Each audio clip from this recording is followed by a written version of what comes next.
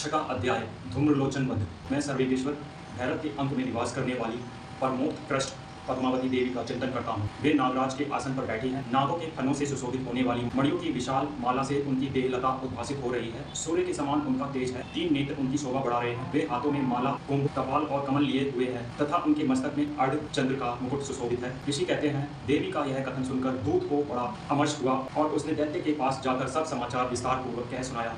दूत के उस वचन को सुनकर दैत्यराज कुपित हो उठा और दैत्य सेनापति धूम्रलोचन से बोला, धूम्रलोचन, तुम शीघ्र अपनी सेना साथ लेकर जाओ और उस दुष्टास के केश पकड़कर घसीटते हुए उसे बलपूर्वक यहाँ ले आओ। उसकी रक्षा के लिए यदि कोई दूसरा खड़ा हो तो वह देवता, यक्ष अथवा गंधर्व ही क्यों ना हो, उसे अवश्य मार डालना। ऋषि कहते हैं, शुंभ के इस प्रकार आज्ञा देने पर वह धूम्रलोचन दैत्य 60,000 असुरों की सेना को साथ लेकर वहां से तुरंत चल दिया। वहां पहुंचकर उसने हिमालय पर रहने वाली देवी को देखा और ललकार कर कहा, अरे तू शुंभ और निशुंभ के पास चल। यदि इस प्रकार प्रसन्नता पूर्वक तुम स्वामी के समीप नहीं चलोगी तो मैं बलपूर्वक छोटा पकड़कर घसीटते हुए तुझे ले चलूंगा। देवी बोली, तुम्हें दैत्य के राजा ने भेजा है, तुम स्वयं ही बलवान हो और तुम्हारे साथ विशाल सेना भी है। ऐसी दशा में यदि मुझे बलपूर्वक ले चलोगे तो मैं तुम्हारा क्या कर सकती हूँ। ऋषि कहते हैं, देवी के यूं कहने पर असुर धूम्रलोचन उनकी ओर दौड़ा। तब अंबिका ने भूप शब्द के उच्चारण के मात्र से उसे भस्म कर दिया। फिर तो क्रोध में भरी हुई दैत्यों की विशाल सेना और अंबिका ने एक दूसरे पर तीखे सायकों, शक्तियों तथा फरसों की वर्षा आरंभ की। इतने में ही देवी का वाहन सिंह क्रोध में भरकर भयंकर गर्जना करके गर्दन के बालों को हिलाता हुआ असुरों की सेना में कूद पड़ा। उसने कुछ दैत्यों को पंजों की मार से, कितनों को अपने जबड़ों से और कितने ही महादैत्यों को पटककर ओट की दाढ़ों से घायल करके मार डाला।